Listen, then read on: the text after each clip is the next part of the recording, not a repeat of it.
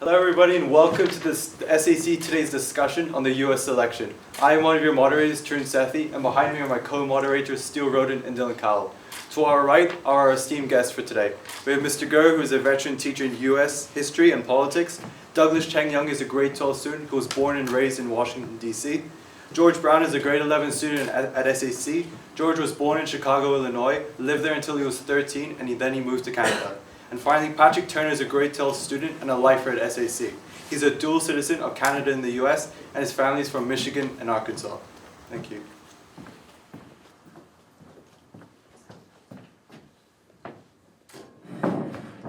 So the first question we'd like to ask to start it up is, how does this election tell us, what does it tell us about American society today? So Mr. Goh can start.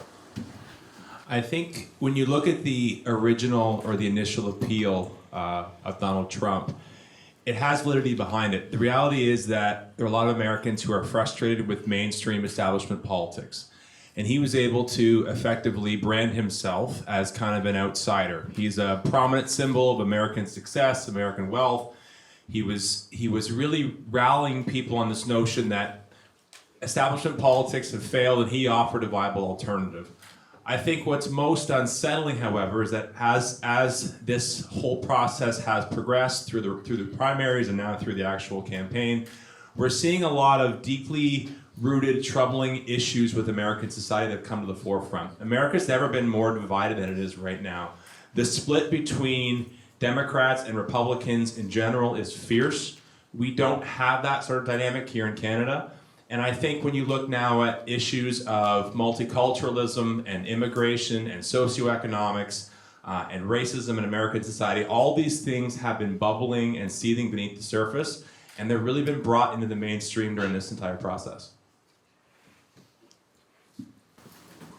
So kind of to add on the division, personally I believe that this election more than ever is showing us the influence that mainstream media has on the social conscious and popular opinion of its people. We are seeing that the opinions of mainstream media are now outweighing social needs that need to be addressed. I actually disagree with that point. I'd say that if you go on Instagram, you can see infinite amount of videos of Trump and Hillary making mistakes and looking like fools. But if you ever really look at those, you can see that they never actually get down to discussing policies and what they would do if they were presidents. Instead, it's always showing them being idiots. Touching on the divide that exists and what it means for the kind of the culture and society in the United States, I think one of the scariest parts, like Mr. Gurr was saying, the divide exists between a lot of different people, Republican, Democrat, black, white, it exists throughout the country. And for a lot of people, like me and being in the city, you kind of assume that most of the divide that exists is outside. You assume they're uneducated. And it's kind of scary this election to see that people, your peers, who you consider to be educated, have higher level education status, who are going to side with someone who's solely resorts to fear techniques and different forms of rhetoric.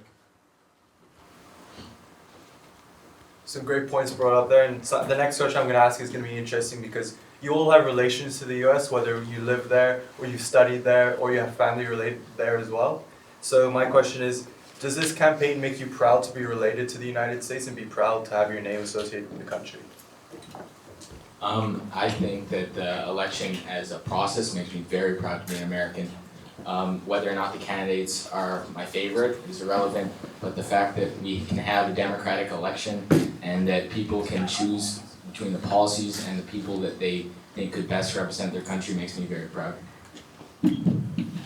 Yeah, so kind of to add on that, as being a dual citizen, I'm extremely proud of being affiliated with both the Canada and the United States. However, I am concerned. Today, we are in a state of politics in which it is socially acceptable to have candidates that are running that are not as experienced or have been on a TV show, are married well, or even in Canada's sense who have the last name. I think that we need to kind of get back to our roots, where we look at competency and experience rather than celebrity. I would say for me it's been, in a word, depressing. I think American democracy is one of the most significant ideological, philosophical innovations in Western history. What the Founding Fathers were able to achieve with the creation of the American Constitution and a complex democracy full of checks and balances at a time when the Western world had not really seen such a system was remarkable. And if you look at throughout America's history, so often the best and brightest aspire to public office. They aspire to civil service. There is a sense of patriotic obligation to give back. And for me, I think one of the most depressing aspects of all of this is to witness a campaign process play out and get the sense that in no way are we seeing the best that America has to offer. I also want to touch on the significance because I love that the word pride was used to describe the American democratic system. As Americans, you should be proud. And it magnifies the importance of Trump's comments during the last debate when asked if he would accept defeat and concede graciously. And he essentially said no, he would not, and made false accusations of corruption and scandal and the election being rigged. One of the incredible defining aspects of the American democratic system in any democracy is peaceful transition of power. The 2000 election between Al Gore and George W. Bush was incredibly controversial and came down to literally hundreds of votes. And Al Gore's willingness and ability after 5 weeks to accept defeat and encourage Americans to rally behind their president was perhaps a shining moment in the history of American democracy. And I'm worried that we're seeing that mentality slip away during this election. I'm proud to be American, always have been, always will. And one thing I'm very proud of to see is a woman run for president. I know we're looking over it a lot, but to have a country like America, who's been known to have a lot of social divide, have come through a lot in the past century in terms of rights, women's rights especially being one of them, to see a woman being in charge of this, one of the biggest parties in the U.S. is really inspiring. I think that having a woman candidate is great, but at this point, I don't think that your vote should be casted just because of their sex or just because of their religion or race. We need to look at their credentials. Hillary Clinton often goes back on her own core principles. She does, if we're talking about women's rights, she has taken money from Saudi Arabia, where they are constantly suppressing women and very awful to them. And she if we're going to elect a woman president or someone who's of color or any other thing, doesn't matter. It needs to be the right person for the job. I just want to clarify what I just said. When I said I was proud to have a woman president, I in no means meant to say that I voted Hillary because she's a woman. I think that Hillary Clinton's the best presidential candidate because of her policy. And Barack Obama, when not supporting him, was because I think what he's doing for the country is a really big deal. I agree with what Patrick said. You should never vote on someone just based on their race, religion, ethnicity, or anything like that. But in this election, I think Hillary is the way to go. So thank you for that, and you guys had a lot of very good points from your point of view. And so just moving on to the next question, what 3 ideas from either campaign should the next president attempt to enact in the legislation, and why? I guess I'll get us started here. You've heard a lot of aggressive rhetoric from the Trump campaign, and you've heard a lot of comments talking about Obamacare and the issues with the system, and a lot of vague references to opening up health insurance to competition as if that will somehow solve America's healthcare problems. Touching back to my earlier comment about issues with American society, there is as large a gap as ever between the top 1% and the rest of American society. And there's a large percentage of Americans who are living in poverty. And many of those Americans, as a result of their circumstances, of their socioeconomic status, have health problems as well. And it's important that America remain mindful of the need to ensure the long-term interests of those individuals, that they're not left behind, that they're not treated as a nuisance or as second-class citizens. America's healthcare system is an ongoing challenge. You'll hear a lot of talk about tax cuts. And again, a central piece of Trump's platform is talking about widespread tax cuts. The issue always comes down to how is he going to pay for it? No one likes paying taxes, let's be honest. We'd all love to keep all of our money, as much of it as possible. America's debt is at a crippling rate, near catastrophic.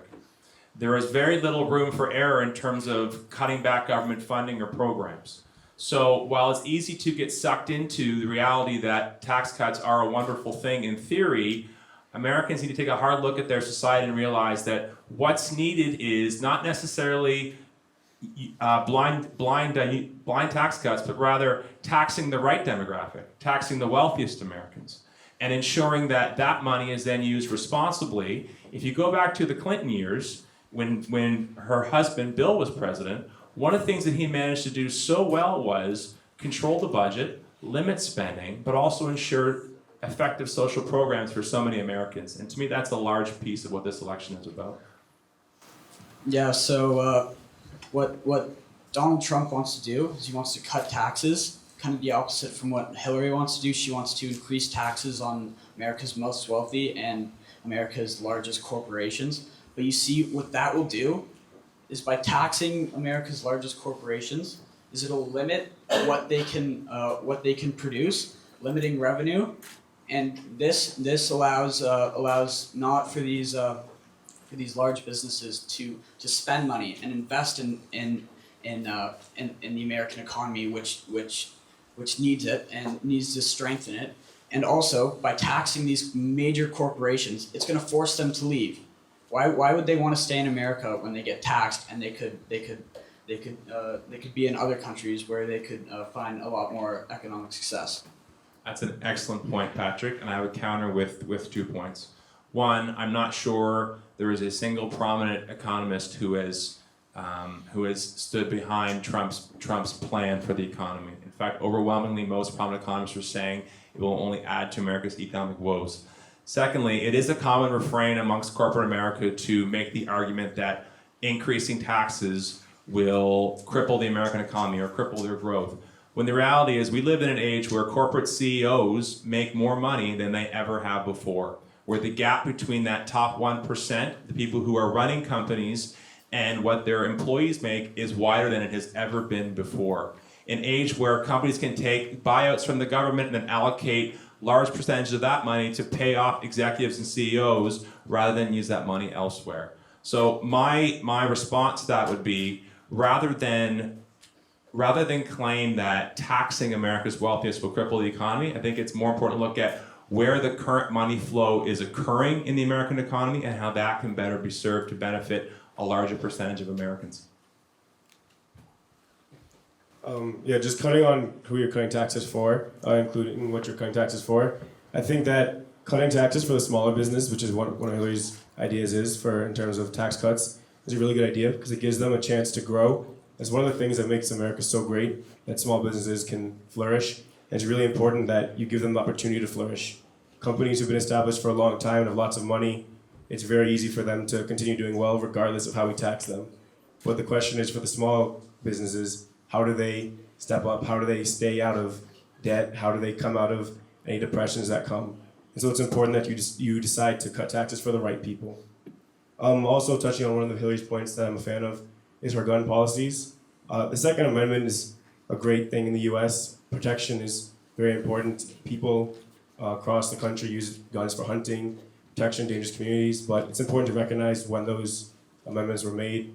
They were made when guns still had gunpowder. You were pumping rifles, and Minutemen and farmers had large rifles in their farms. But nowadays, having military-grade weapons on the streets, having illegal weapons on the streets is not what we need. It's not safe.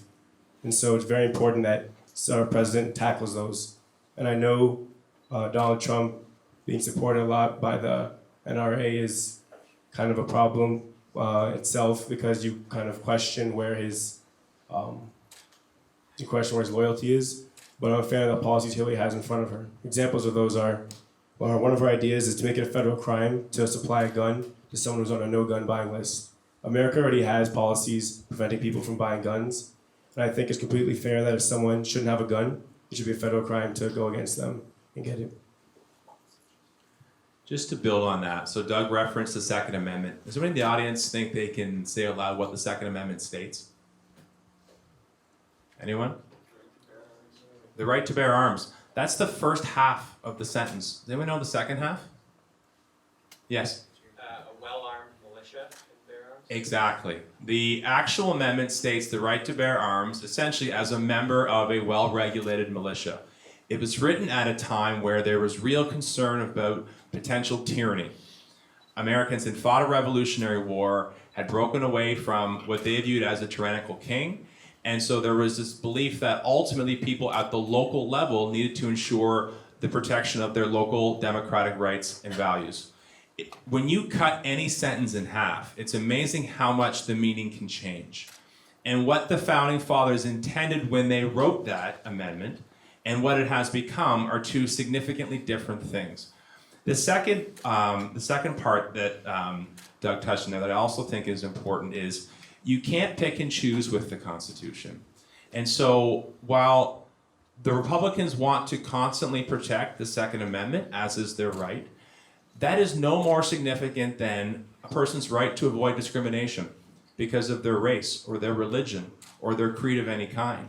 It is no more significant than a woman's right to choose. And so it's very important that we're mindful of the fact that if you are a staunch Second Amendment supporter, that is your constitutional right. But you do not have the right to then try and pick away at other people's constitutional rights, and we've seen that throughout this election. Okay. Well, I was kind of like to add on the Second Amendment problem. I'm from Chicago, and as everyone knows, there's a lot of violence in Chicago, and most of it is attributed to military-grade weapons. So obviously, I'm pretty against the whole gun control problem. So, adding on to the gun control, I believe that everyone has a constitutional right, has the right to guns, but only people who under legal circumstances are able to handle guns. You need to have proper screening, and to keep these guns out of the hands of murderers and other criminals, and instead use them for more practical uses like hunting and other things, and even protection. But I feel like there needs to be a much greater screening process in this, so the guns do not land in the wrong hands, rather than completely abolishing our rights. I'd say the screening process as it is now, even if you plan on improving it, is completely failed. The tragic Sandy Hook shooting, the shooter actually got the gun out of his mom's cabinet. So it wasn't even his gun or registered in his name, but he was still able to get hold of a firearm and cause a tragedy.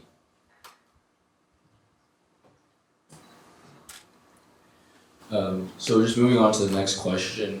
From listening and watching the debates and the election so far and all of the main ideas from the candidates, which ideas from each candidate do you think is most likely to fail? I think a fairly obvious one that will fail is Donald Trump's big beautiful wall. I think for pretty obvious reasons that's going to fail, because he's expecting the Mexican government to pay for that wall. I think that that's completely unrealistic, and as we know from not only the fence that we already have there, but also from ancient China, that a wall doesn't help keep people out. I would say, just to build on that, the idea that you can legally and publicly discriminate someone based on their religion is about as un-American an idea as I could possibly imagine. And so the thought of either issuing Islamic Americans cards they have to carry, registration cards, or denying someone their citizenship or any such action based on their constitutional right to worship as they see freely would certainly never pass the legislative process in Washington. Yeah, I just want to second what Mr. Gurr said. I can't believe I let that slip past me. But the thought that you can identify someone based on their religion, you can discriminate on someone based on their religion, discriminate on refugees, you can identify someone, you can like round them up somehow or whatever. Like that's terrifying. We've seen that history already, and I don't think that that's a sane, educated, or possible policy by Donald Trump. So for me, I believe that Hillary's economic stance will fail. As I've said before, I think that taxing the rich and large corporations by upwards of 50% will be a detriment to the economy, forcing major corporations to leave and worsening the economy. Thank you. Moving on to the next question. What do the results of this election mean for Canada and US relations? Well, actually, I don't think that the results of this election will really change the Canadian and United States relations that much. I think that our economy, military, and even people relationships are so intertwined that just because of an election won't change anything. However, due to the stance of many Canadians siding with Liberals, as well as Justin Trudeau's stance on Trump, I feel that if Trump does win, there'll be some short-term social tensions between Canada and the US. I think the result this election has on Canada and U.S. relations is similar to as relations with the U.S. and other countries is America's reputation. I remember reading an article earlier in the election process about how Donald Trump embodies almost everything that other countries don't like about Americans. All stuff we hear about as being loud and kind of crazy and aggressive.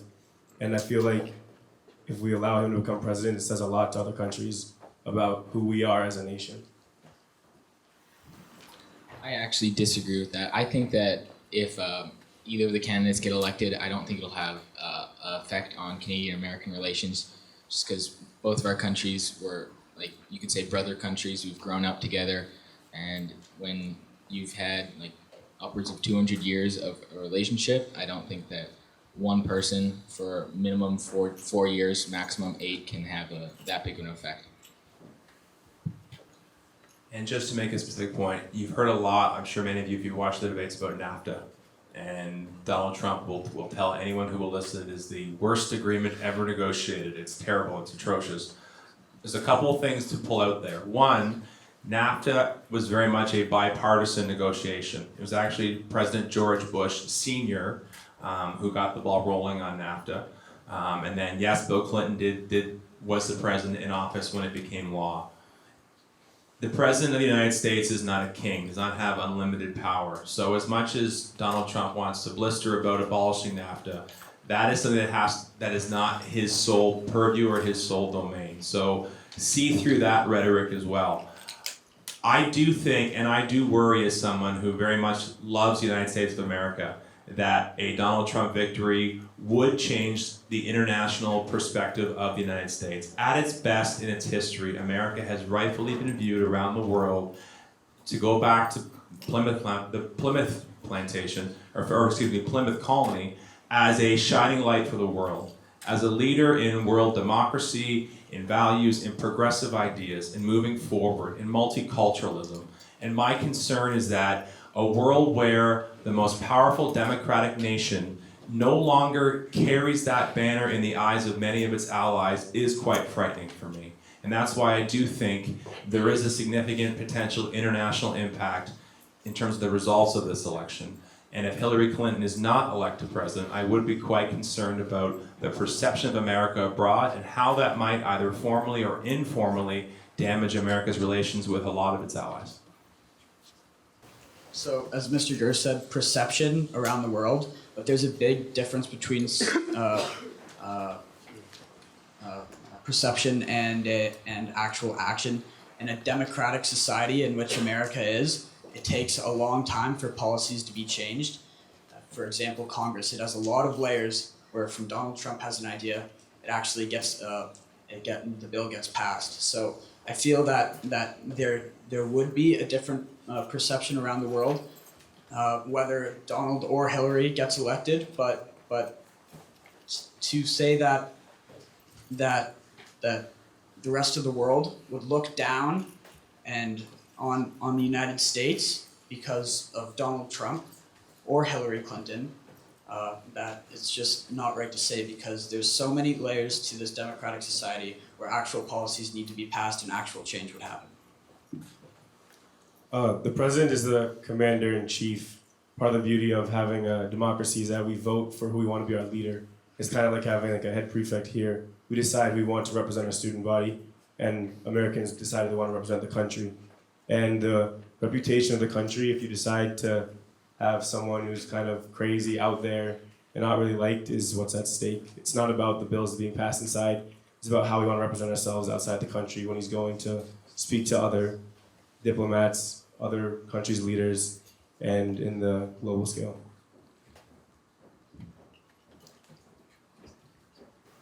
Thank you. A lot of great points. Now, what do you think the results of the election means for the world?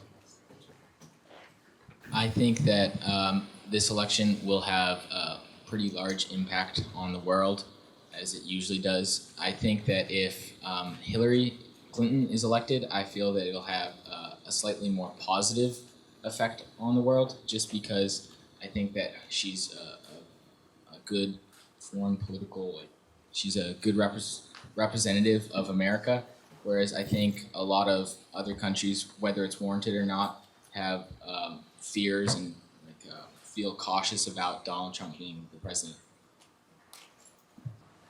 So the final question we're going to ask for today, and during your discussion points, you kind of instilled it with the audience as well.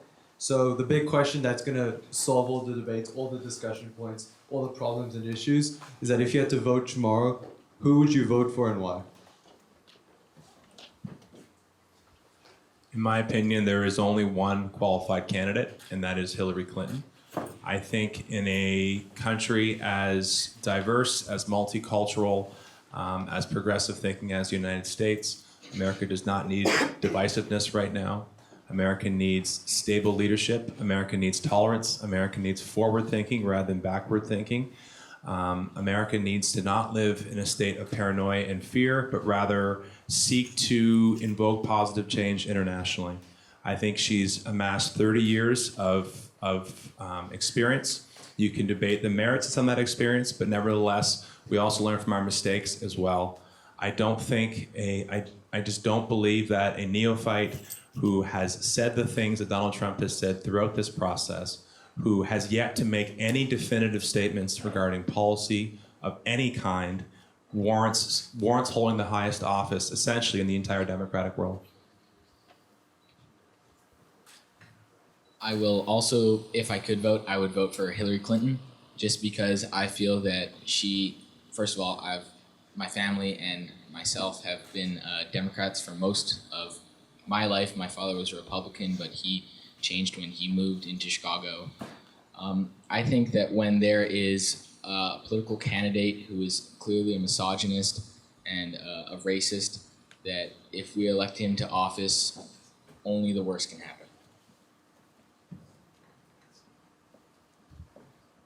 I'm with Hillary in this election. I can't say I was a supporter of her in the primaries to begin with, but what happens is, as I listen to her speak, as I look at her policy, I look what she's planning to do for the country, whether it's putting us through college, whether it's dealing with race relations, whether it's her experience internationally and being a politician, I see that there's no way, in any sense, any opinion, that Donald Trump outqualifies her. So obviously I'm going to take the other stance on this. If I had to vote tomorrow, I'd vote for Donald Trump.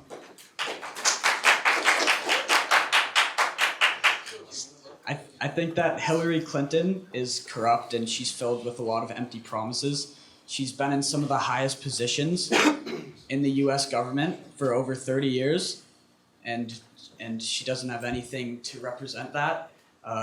If you look at Benghazi and the email scandal as a whole, she's solely responsible for the deaths of 4 Americans. She deleted 33,000 emails after they were subpoenaed. She constantly lies to the FBI and Congress. If you look at the Clinton Foundation, she's taken money from Saudi Arabia, where I've already said, which they suppress women, going back on her morals. As well, she's bought out by Wall Street.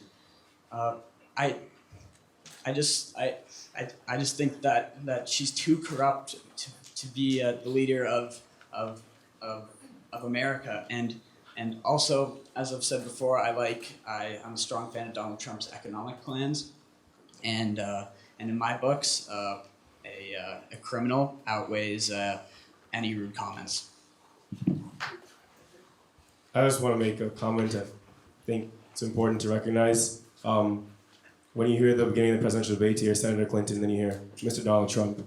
It's really easy to criticize a politician, talking about empty promises and being corrupt when you're a businessman. But Hillary's been in the fight for 30 years, and she's going to fight for us still. She has nothing to prove for it. I do think Patrick touched on an important point, and that is transparency. And we certainly want our elected officials to be transparent, to be open, to be honest with us. And if there is one significant strike against Hillary Clinton's candidacy, it is that.